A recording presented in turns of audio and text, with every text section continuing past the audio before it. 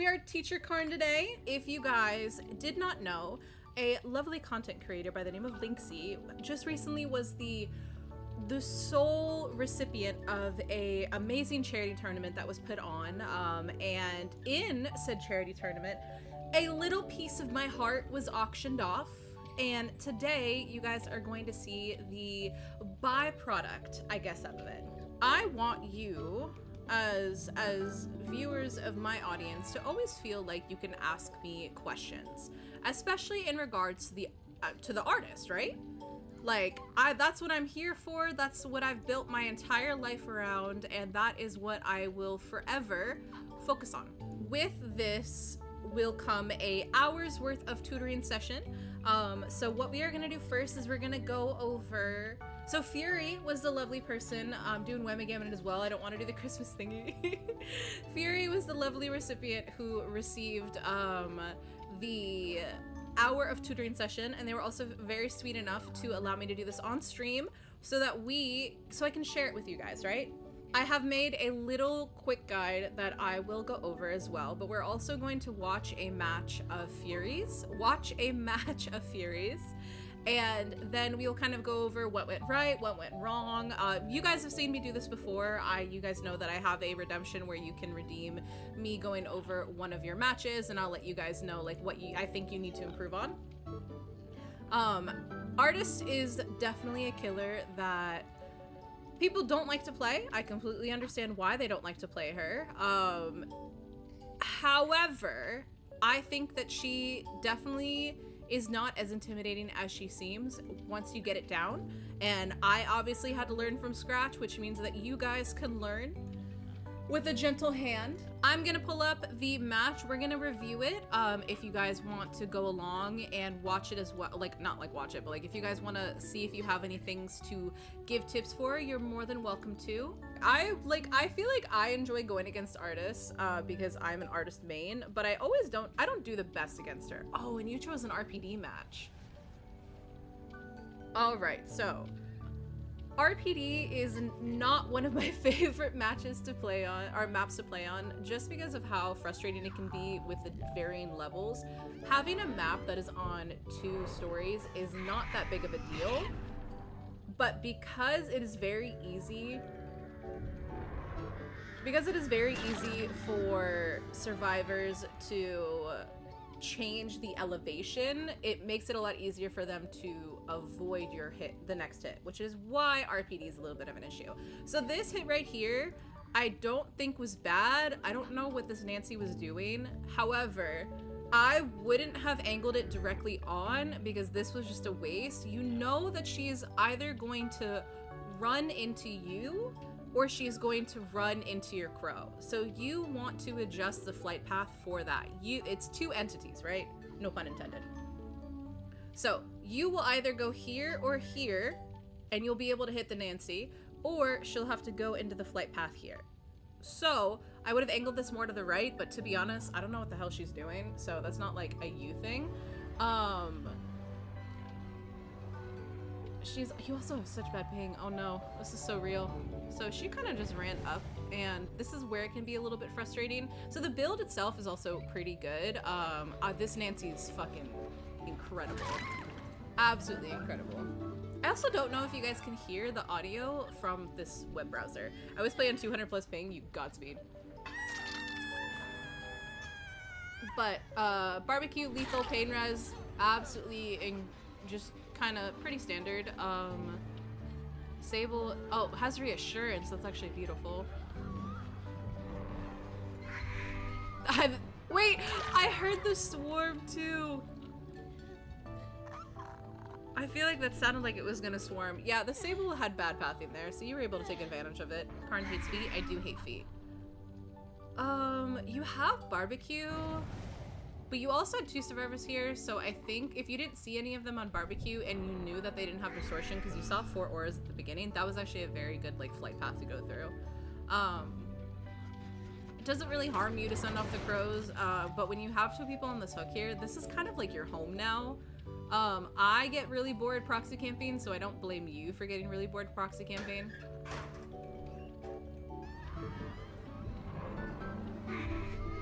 Oh, this is so real. That's so real. I can't even fault you for that because I feel like I saw like the delay. It's that's just a high ping thing. Oh, that's so funny. That would happen to me. I'm not even gonna make. There's nothing to critique there because that would happen to me. Good hit. Nice.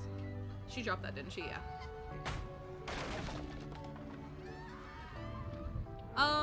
So you don't have to break that pallet. Okay, yeah, we'll dial it back a little bit. So you don't have to break this pallet. You can, it depends on how you want to play it, right? It depends on what you want to do. So I would want them to avoid that main staircase as much as possible because that can be like a subject of ire when it comes to like looping. So you can just place it across that pallet and kind of watch as they move over. Because you're so tall, you can see over this loop, right? So, you lost some pressure here, but again, one is still slugged. They're at 5 gens. I don't think anybody's on gens, so it's not that big of a deal. But that's just like an example of how you could have played that loop differently. I cannot believe this Sable has not picked up the Nancy. What's Swamp rated at? Same thing. I hate Swamp. Swamp and RPD are like my least favorite maps to get in general. So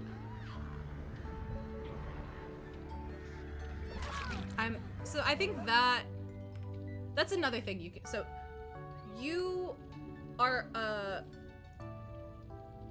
block point. The crow is a block point, right? Don't. Okay, you don't want me to critique this one. You know what you did wrong. It's okay. But for argument's sake, right? You want to aim the crow at this doorway. This is where they want to go, right? So you want to aim it this way, and then you can push them through this. So you either get a tag one way, or you get a tag the other way. Crow hits always feel like I feel amazing that I just ignored the M1. I do that too. You don't have to throw for a crow hit. It's just mainly about setting yourself up for success so you have a better hit rate, whether it's an M1 or an M2. Nice.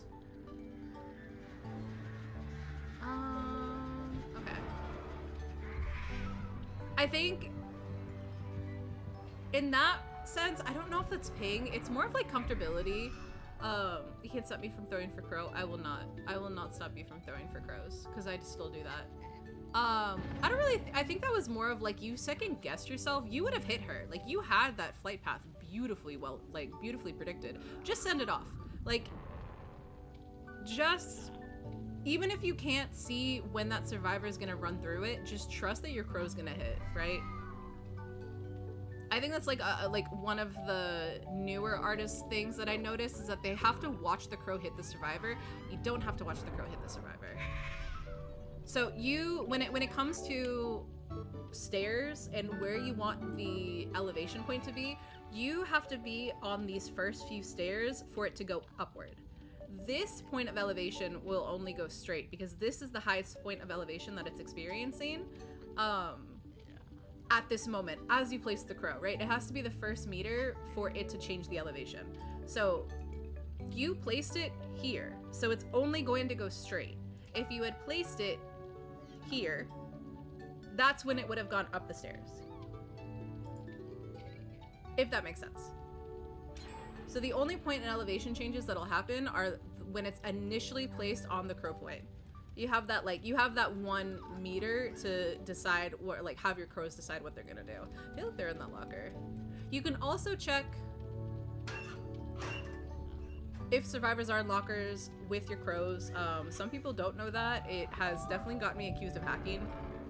I'd like them to buff the set time for crows, make it faster. I would really like to see like 0.75. I would love half a second. Honestly, eye-opening. I feel dumb for never noticing that. No, you're totally fine. I feel like sometimes it can feel a little bit finicky. I was gonna say, I don't know if you caught her. Sometimes it can feel a little bit finicky.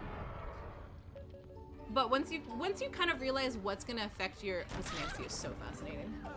Once you kind of realize like what's gonna affect your crows and where, you get a little bit used to it.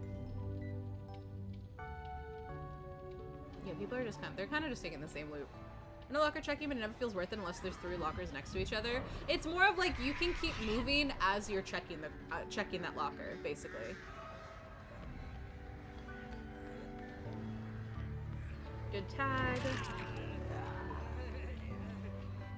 My new artist mistake right now is thinking the crow spawn where I am and not in front of me. It's a meter in front of you. Oh my god, this Nancy. This Nancy's stressing me out.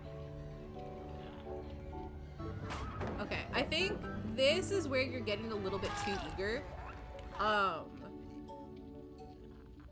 You're getting a little bit too eager, and I would have honestly rather you'd hang back because you know that is gonna spawn there, right?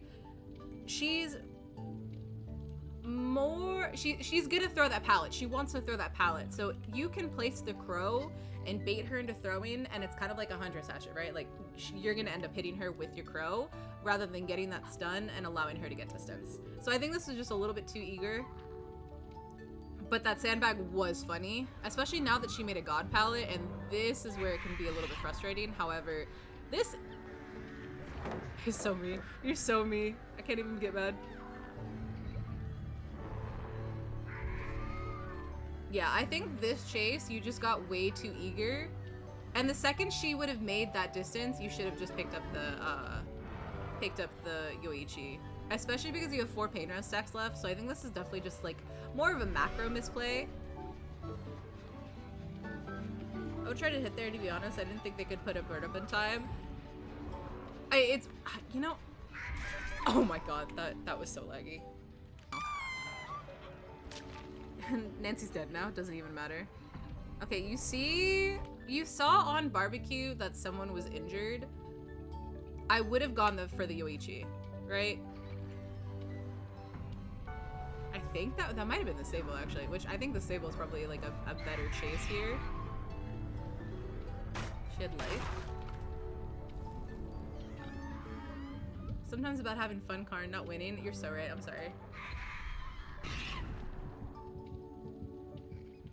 Alright, let's see how you do here. Nice! Beautiful hit. I'm like mentally also tracking the crows like as you place them to see where they'd hit.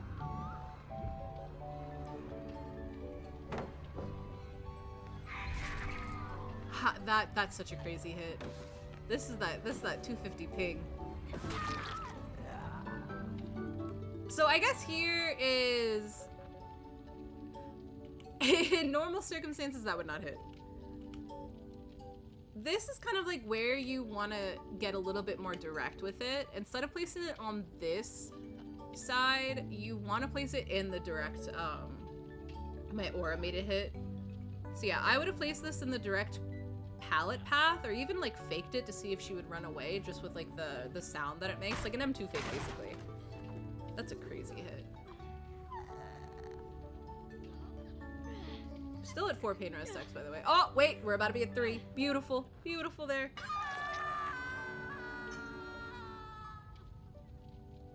Why did you struggle so much to read that? I am going to eat your bones. I was scared if I tried to place it on the direct path, she would just leave. They probably will. In that room, though, you're really able to take advantage of it. These are so close.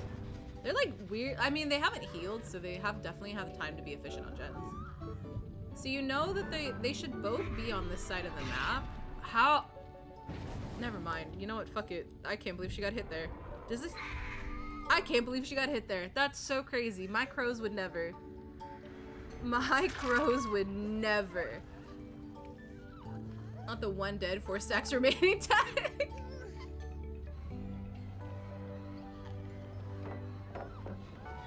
Good pre-drop.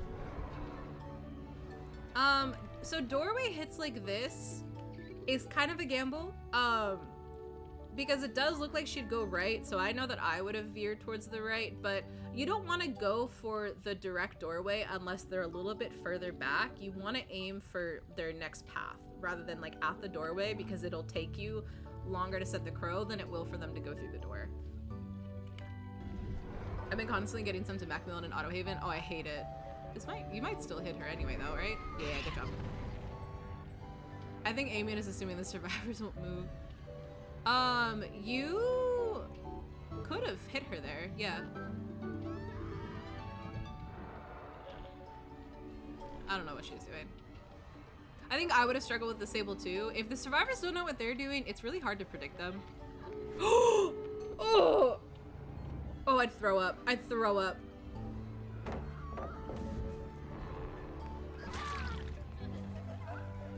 Oh, I'd be so pissed. I'd be mauling. You did take her a little bit too long to down her, but I'd be pissed.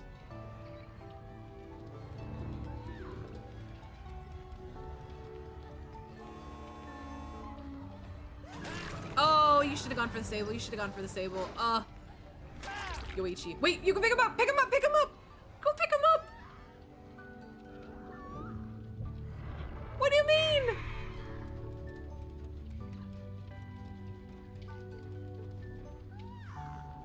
Always try to pick them up. Always try to pick them up.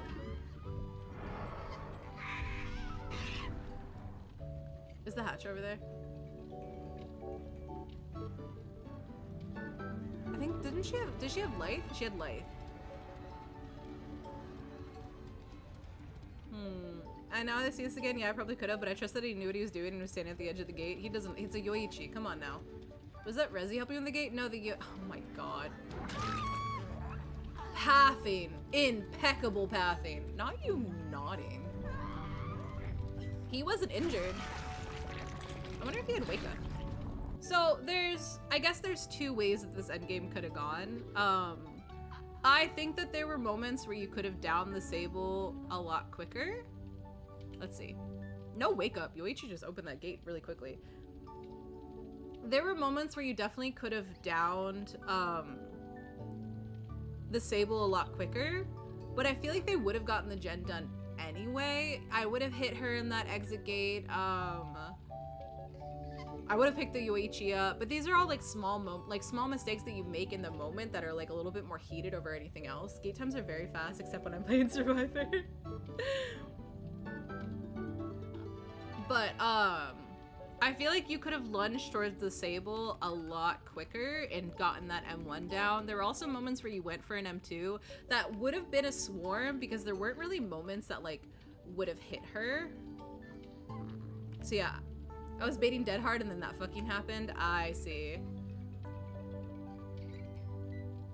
Cause you got the hit here and I think I would have just expected her to run and aimed a crow at that path anyway. And then you kind of hesitated here. And I think that's when you could have gotten another down on her. And I think once this moment was a little bit finicky, maybe you could have checked on the, yeah, like here, I think is where you could have hit her. And then, yeah. She has the xenomorph tail and wings, and I like it. I feel like it needed one step more. Yeah, this is another thing where I think you could have tagged her.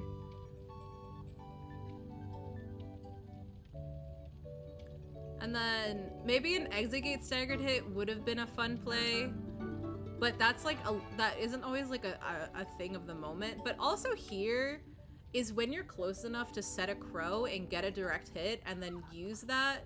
You assume I can do that? I can't. I will show you what you need to do. Don't worry. But here you can set a direct crow and then go for the Yoichi on the door as you're trying to set it. But yeah, I would have just hit the Sable there because he had a medkit, so you could have just picked her up. But yeah, you could have picked up the fuck out of that Yoichi. That's crazy. And then Nia kind of fumbled this. I don't know what she was doing, but she definitely fumbled it. She's not looking behind her, and then yeah, you killed her. So I think that you had relatively good macro play for a moment. I think that you had okay macro play. The pain respawns weren't in your favor, and that's kind of like why I've rotated pain res out of my preferred build, just because I hate how much I'm leaving up to chance, and the chance is never in my favor, right? I think Gearhead is still a nice perk, but it didn't really do you that many favors here. It did come in clutch, like I think once trying to find them on gens, but I think a more on-demand aura reading perk would have been super nice here. Something like Nowhere to Hide or Ultimate Weapon would have been super good. I think the survivors just definitely were a little bit less altruistic than it would have been nice to deal with, but there were moments where you could have just picked someone up and kind of gotten something a lot. Like, you could have gotten a hook on the Yoichi, you could have gotten a hook on the Nancy a lot quicker. So you kind of like slugged in interesting moments. Like, you were able to kill the Nancy, but the Nancy did run you a little bit longer than necessary. So I think that's what allowed them to get another gen done. So like, before you killed the Nancy, like this chase right here, I think is what fucked you up in this match, right?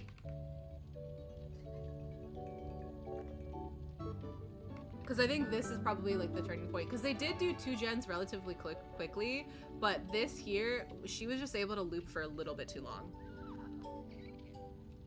And then this hit, I genuinely, I mean, you got, but I don't think you would have gotten this. So it